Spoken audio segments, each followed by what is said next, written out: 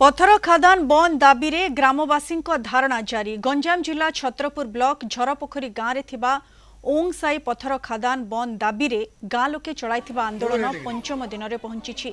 आबाल वृद्ध वनिता आंदोलन में सामिल होती। कौनसी प्रशासनिक अधिकारी एप्रति दृष्टि देउनथिबा सेमाने अभियोग करिसेंती। आंदोलनरत ग्रामवासी अधिक आलोचना करिसेंती आम छत्रपुर प्रतिनिधि संतोष साहू।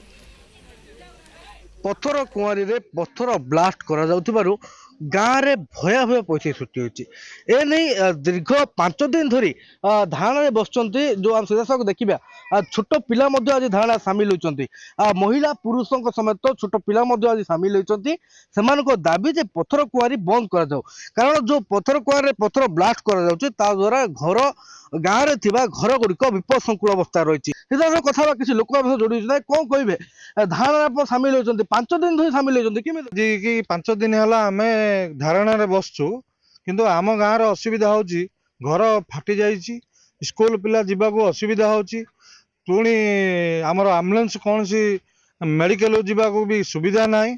रास्ता रास्तार अवस्था ए प्रकार आज की 5 दिन है ये अवस्था आम अच्छु। दीर्घ दिन है अच्छु, किंतु 5 दिन है आम धारणा बसचु, किंतु प्रशासन भी जनइलुणु ए प्रति कौन सी प्रशासन शुणुना। आम घर विद्यालय सब फाटीगलानी, आम पढ़ा लेखार असुविधा होची। कौन चाहू तुम पत्थर कुआरी बंद होगा चाहूँ।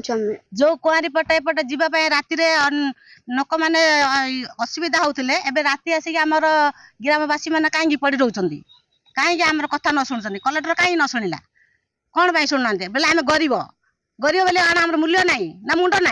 कलेक्टर को जाई कहलु जे किसी गुरुतर कलेनि तार तहसिलदार गलु जे भी हाँ 7 दिन डेट देले मुझे आसली कहली आसलिनी। ताले पुलिस थाना गलु गला कहले जो देचे लीज धारी सी लीज आसना सी बुझे सीना। अरे तहसिल सीना बुझ आम कि बुझुनी कहले आम कागज पत्र देलु मोर मुड़ घुराई आम आसलु। तापर आइलु कुआरी सब जो ब्लास्ट होची से ब्लास्ट जुगुरु हमर घर द्वार सब फाटी जाउची। सेति में रास्ता रोड कुआरी केंती बंद हो। जो धारणा तो पुरुष महिला समेत आज छोट पिला माने धारणा सामिल होती, जहाँकि एक निश्चित भाव प्रभाव पकेबा कथा, किंतु प्रशासन अधिकारी निश्चित भाव एठाकू आसी दुख बुझा सहित जो पथर कुआरी रही बंद करने दाबी होची। छत्रपुर संतोष कुमार साहू, कलिंग टीवी।